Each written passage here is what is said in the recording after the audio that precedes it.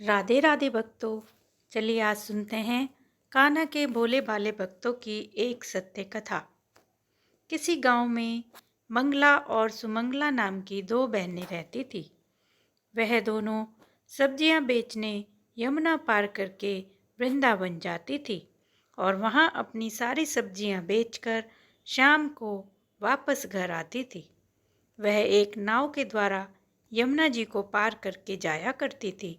उनका रोज का नियम था, जब वह वृंदावन में सब्जियां बेचकर आती तो यमुना जी के किनारे छाँव में बैठकर ही अपना भोजन निकालकर दोनों बहनें माखन रोटी साथ मिलकर खाती थी और शाम होने पर फिर से नाव में बैठकर वापस अपने गांव में यमुना पार करके आ जाती थी। यही उनकी रोज की नित्य प्रतिक्रियाएं थी। एक दिन दोनों ने सब्जियां जल्दी ही बेच दी थी। आज उनके पास बहुत सारा समय था। तब वे दोनों आपस में बातें करने लगी कि आज तो बहन हमारी सारी सब्जियां बहुत जल्दी बिक गई। आज तो बहुत सारा दिन पड़ा है, चलो कुछ और काम भी कर लिया जाए। तब मंगला कहती है कि हे बहन सुमंगला, मैंने सुना है कि यहाँ मंदिर में कोई साधु महाराज कथा करते हैं, चलो आज हम भी देखते हैं। तो वह कहती है कि बहन ये कथा क्या होती है, हमने तो कभी सुनी नहीं।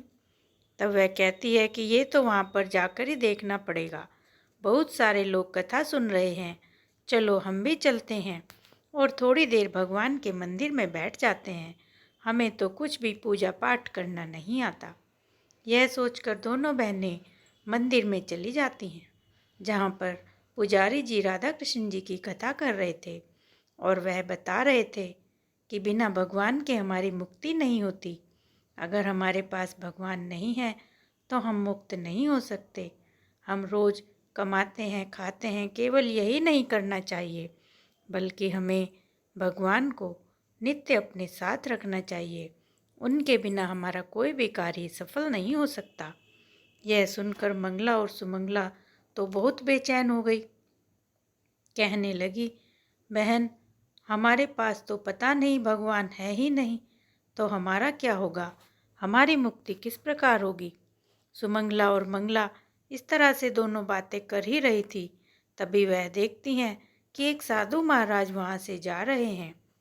वह साधु महाराज को रोकने लगती हैं, पर वह नहीं रुकते और वह जाकर यमुना जी में स्नान करने लगते हैं। तब मंगला सुमंगला कहती हैं कि यह तो कोई संत हैं, इनके पास तो भगवान अवश्य होंगे, चलो चलकर देखते हैं।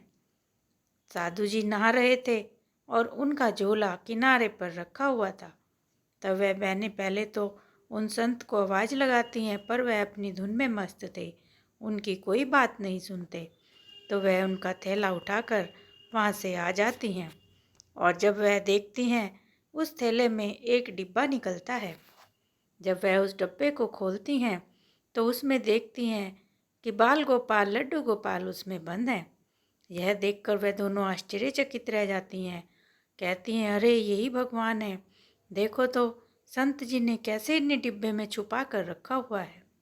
दोनों बहनें बहुत खुश हो जाती हैं, बार बार उन्हें निहारती हैं, निकाल कर देखती हैं, बार बार उन्हें प्रणाम करती हैं। देखती हैं कि इनका तो एक पैर टेढ़ा हो गया है, चलो इसको सीधा करते हैं। इन संत ने डिब्बे में बंद करके इनके पैर को मोड़ के रखा हुआ है। ऐसा कहकर वह अपने साथ लाए हुए मक्खन को निकालती हैं और उस मक्खन से कान्हा के पैर पर पूरी मालिश करती हैं, उनके हाथ पर भी मालिश करती हैं और उन्हें सीधा करने का प्रयत्न करती हैं। कान्हा उनके भक्ति भाव को देखकर बहुत खुश होते हैं और सोचते हैं कि यदि इनकी बात ना मानी तो इनका मुझ पर से विश्वास उठ जाएगा। इसलिए जैसे जैसे वो मालिश करती और उनके पैर को सीधा करती तो धीरे धीरे कान्हा ने अपने हाथ और पैर सीधे कर लिए। यह देखकर वह बहुत खुश हुई और पूछने लगी कि अरे आप भूखे तो नहीं हैं, चलो हमारे पास खाना भी है, इस बालक को खाना खिला देते हैं।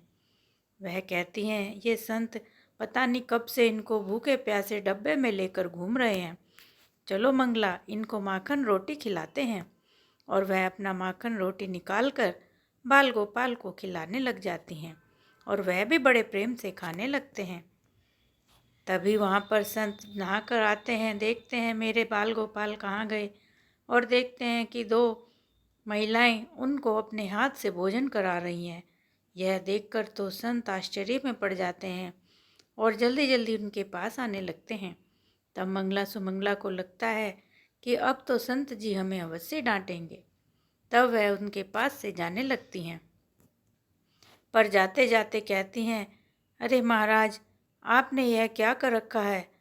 आपने तो भगवान को डब्बे में बंद करके रखा हुआ है। देख रहे हैं उनके हाथ पैर कैसे मुड़ गए थे। हमने बड़ी मुश्किल से सीधे किए हैं। अब दोबारा इनको डिब्बे में बंद मत करना। उधर संत उनके पीछे दौड़ रहे थे कि इनकी भक्ति भाव को देखकर भगवान ने अपना लिया, पर वह दोनों वहाँ से चली जाती हैं और फिर से आकर अपने काम में लग जाती हैं। तभी एक दिन फिर सब्जियां बिक जाने के बाद वह कहती हैं, चलो बहन, आज फिर कथा सुनते हैं। अब वह भगवान की भक्त हो चुकी थी। वह भोली भक्त थी, उन्हें नहीं पता था। वह तो सोच रही थी कि भगवान हमारे हाथ से एक बार तो निकल गए, अब देखते हैं कुछ साधन मिल जाए तो। यह सोचकर फिर से मंदिर में आती हैं और उस दिन की कथा श्रवण करती हैं।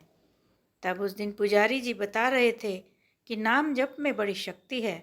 यदि हम राधे श्याम इस नाम के जप को करते हैं तो बड़े से बड़े भवसागर को भी पार कर सकते हैं। भगवान का नाम नाव रूपी है, वह हमें तारने में सक्षम है। यह बात सुनकर दोनों बहनें अपने काम पर चली जाती हैं। जब वह नदी के किनारे आती हैं तो वहाँ आकर देखती हैं कि उनकी नाव अभी तक नहीं आई है। तब मंगला कहती है कि बहन सुमंगला, ऐसा करते हैं, जैसे पुजारी जी ने बताया है उसी प्रकार चलते हैं। हम राधे श्याम नाम का जप करेंगे और यमुना जी को पार करेंगे। जब भगवान भवसागर से पार कर सकते हैं तो यमुना जी क्या चीज़ है? ऐसा कहकर उन्होंने भगवान पर विश्वास किया और राधे श्याम का जप करने लगी। धीरे धीरे जप करते करते वह यमुना जी में उतर जाती हैं। कान्हा अपने भोले भक्तों को देखकर बहुत प्रसन्न होते हैं और उनके विश्वास को कायम रखते हैं। दोनों की दोनों राधे श्याम का नाम का जाप करते हुए यमुना जी पार कर जाती हैं। अब तो वह कहती हैं कि यह नाम तो वास्तव में भवसागर पार करने वाला है। हम तो नित्य प्रति इस नाम का जाप करेंगे, क्योंकि हमारे तो 25 पैसे आने के और 25 पैसे जाने के नाव के भी बच गए। अब तो हम नित्य भगवान का ध्यान करेंगे, उनका नाम जप करेंगे।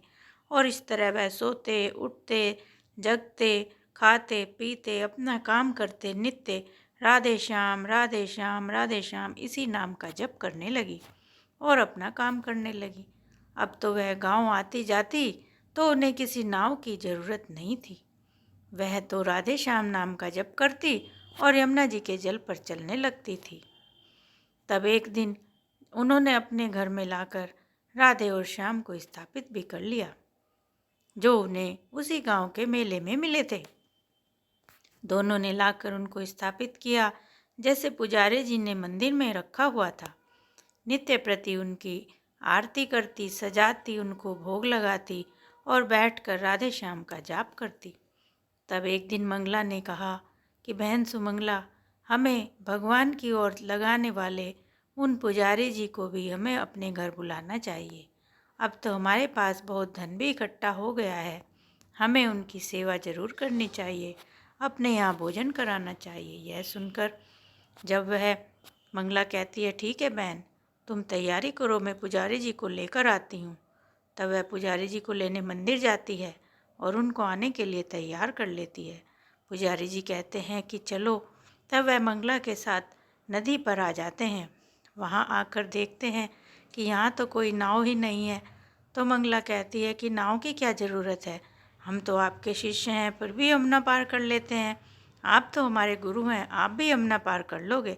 और वह राधे श्याम कहती हुई यमुना जी पर चल पड़ती है।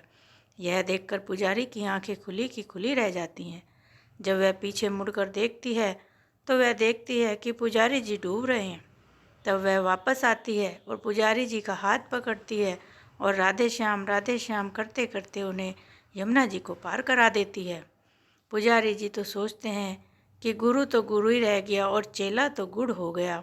देखो आज ये कहाँ से कहाँ पहुँच गई भोली भक्तन, हे प्रभु, आपका विश्वास कोई नहीं जीत सकता जिस प्रकार इन्होंने जीता है। वह पुजारी जी को लेकर अपने घर आती हैं, उनकी सेवा करती हैं, भक्ति भाव से उनको मनाती हैं। तब वह कहते हैं कि राधे श्याम तो तुम्ही को मिले हैं, मुझको नहीं। तुम जैसे भोले भक्तों को वह अवश्य प्राप्त होते हैं। भगवान तुम्हारा कल्याण करे। इसी प्रकार नाम राम का जप करते रहना। तो भक्तों, ये थी एक राधे श्याम की छोटी सी कहानी जो हमें शिक्षा देती है कि हमें भगवान पर पूरा विश्वास रखना चाहिए। तो आशा करती हूँ ये कहानी आपको बहुत अच्छी लगी होगी।